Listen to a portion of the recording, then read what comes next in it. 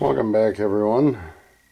Today we're going to look at the Winchester M-14 made by Daisy. It is a .177 caliber pellet or BB rifle powered by two 12-gram CO2 cartridges. The rifle is 44 1/4 inches long and weighs 4.4 pounds. It is mostly plastic. It does have a rifled steel barrel. It looks quite a bit like the original M14, except it's all plastic. I have seen some accounts that it had a rubber butt pad, but even that is plastic. It does have sling mounts on it. It's got a post front sight, or actually a blade front sight, which is permanently fixed. It has a wood grain like plastic stock, and it does have a bolt action, but the rifle fires semi-automatic. You do not have to pull the bolt each time you fire. It has adjustable peep sight for, you can see the sight goes up and down for elevation, and windage is on this side. It's got the safety as a trigger lock. It is lockable, but it's plastic. And like I said, the stock is all plastic. You can see that. And the butt pad is plastic as well. Yeah, I have kind of mixed emotions about reviewing a plastic M14 because in 1968 I achieved a perfect score on the camouflage course at Fort Campbell, Kentucky.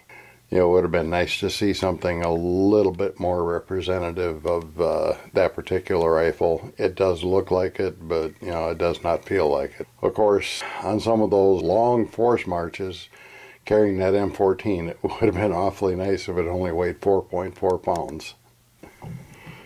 Okay, the gun has a dual 8-round magazine, so it's 16 rounds total. You press this button and your magazine pops out.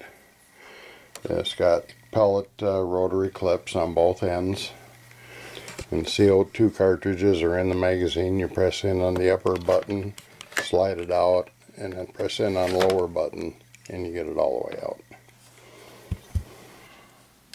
Okay, to put the CO2 in these, looking at the front, stick your finger in the magazine slot and pull out, and that comes off, and your CO2 key is right in there.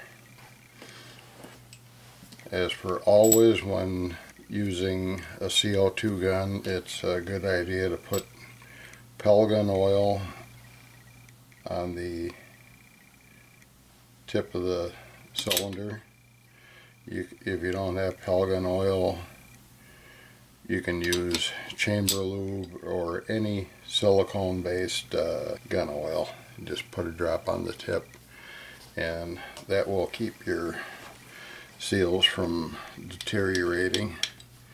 Now, on my first go around with this gun, I noticed that the feet per second were dropping off too quickly, and when I ran it out of CO2, when I took the cylinders out, the right cylinder had a slow hiss coming out, and it had not penetrated all the way. So I'm gonna give these a real good twist to make sure it's penetrated all the way, and then you just put your key back in the slot here and snap that in place. Now, when loading your pellet, make sure that this rib is face down, so you just have the flat side facing you, and there you can see there is an image of a pellet on there, and that's the side you want facing you when you're putting the pellets in. I'm using RWS Super H-Point field line 6.9 grain pellets. I've got abundance of these, so I'm going to use some of them up. Just place the pellet in, make sure it's seated all the way, and then it'll rotate to the next. Put it in all the way and just make sure that it rotates easily, and you should not have any jam up problems. And we just slip our magazine in until it latches. Put the rib forward and just press in. And we're now ready to shoot. And now we're going to run one clip across the chronograph and see what we get for velocity.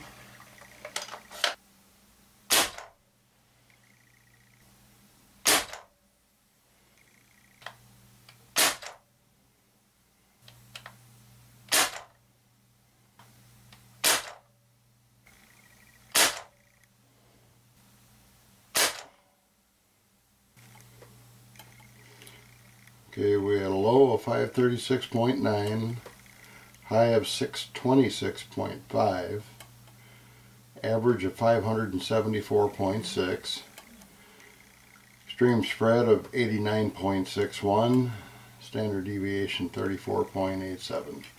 So it does fall off fairly quickly when you pull the trigger without giving the CO2 time to recover.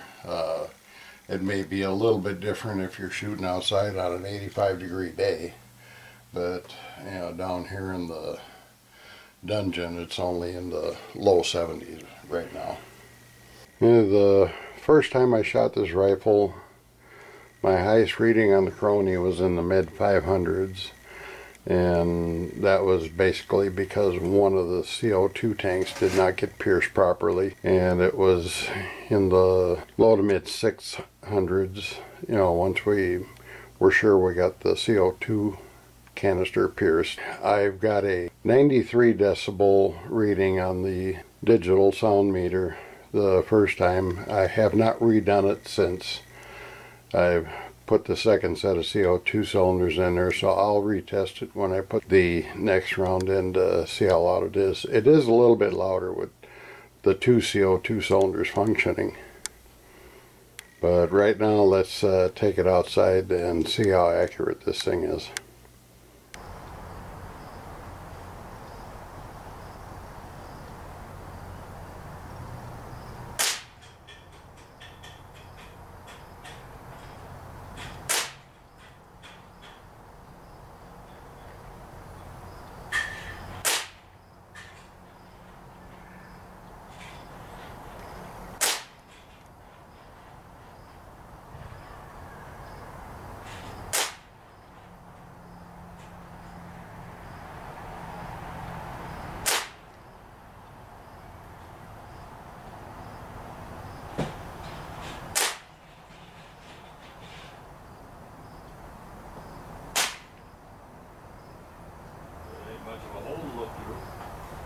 Hey, you got all in the bullseye.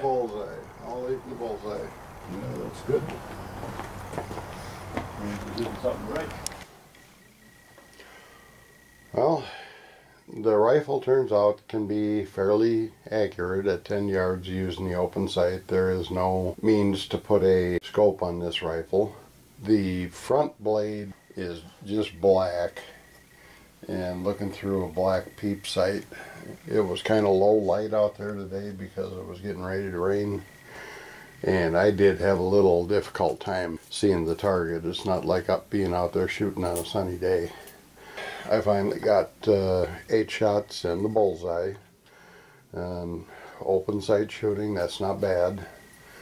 The only issue I have come up with so far is when putting the clip in from time to time, the clip did not want to go in.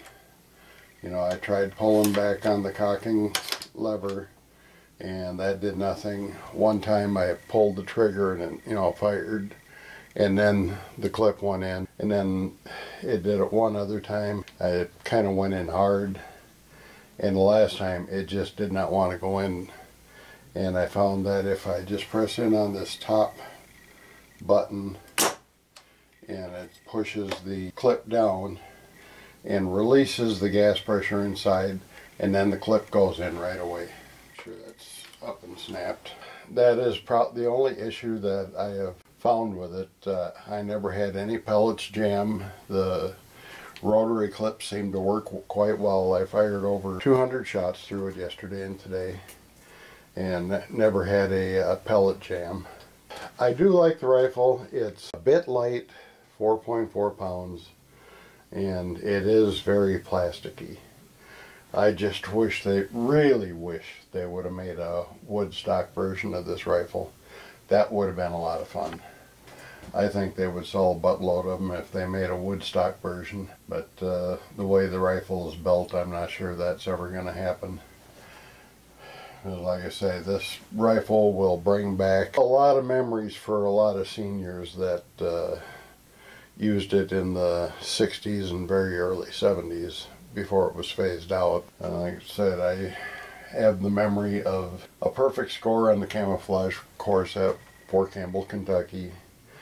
And I've also got the painful memories of lugging this thing on 5, 10, 15 mile force marches. We had some long force marches carrying these weapons, and like I said, it would have been nice if it only weighed 4.4 pounds for the real thing.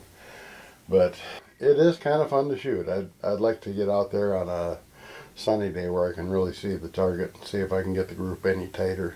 It was just so difficult seeing the sights in the low light. Everything is black, and especially if you got a black background target, you know, you just can't see what you're shooting at. But it's not overly loud. It does have a louder pop. I would say it's probably in the mid to upper 90 decibel range. When it's got fresh CO2 in it, it could be pushing 100. The first few pops when you first load the CO2 in there are kind of loud. The first round, only one CO2 cartridge punctured all the way. The other one just had a slight puncture. I did get 140 shots before it fell off underneath 300. I am guessing that with full pressure might do a little bit better than that. As far as hunting, you might eliminate some pesky birds, but it falls just a little bit shy of the 7 foot-pounds muzzle energy you need to take on a rabbit or a squirrel. This one gets just over 6 pounds of muzzle energy, so that is not quite enough. I could try it with a heavier pellet and see if I get any better readings, but it's basically a target shooter. But it's a fun target shooter. And it sells for $99.99. You know, I have seen this on many a website for $149.99. And I just kind of thought that was the price of it, and I thought it was too spendy. And then come along, I see it on sale for $99.99 with free shipping on Amazon, so I got it. And when I started researching it, I went to Daisy's website and to their Winchester link, and they're selling it themselves for $99.99. So if the manufacturer is selling it for $99.99, I do not know why a retailer like Pyramid Air would be trying to get $149.99. That's ridiculous. But nevertheless, I've gotten some really good deals out of Pyramid Air too. But $99.99 is the price of the gun. I guess it is worth it. You know, with the two CO2 cartridges, you're getting some pretty potent shots. You know, your first few are well into the 600 foot per second, and on a warmer day you might get a entire string of over 600 feet per second. It does shoot BBs as well. You take the clip out, and you can put in just pellets or just BBs, or you can alternate every other slot, pellet, BB, however you want to do it, and it'll work. And it's supposed to shoot 700 feet per second with BBs. You know, that's slinging lead pretty good. For A fairly accurate plinker if you're not a scope person, you like shooting open sights. The price is right. It's a lot of fun, and it does bring back memories. So that's my review of the Winchester model M14. Thank you for watching.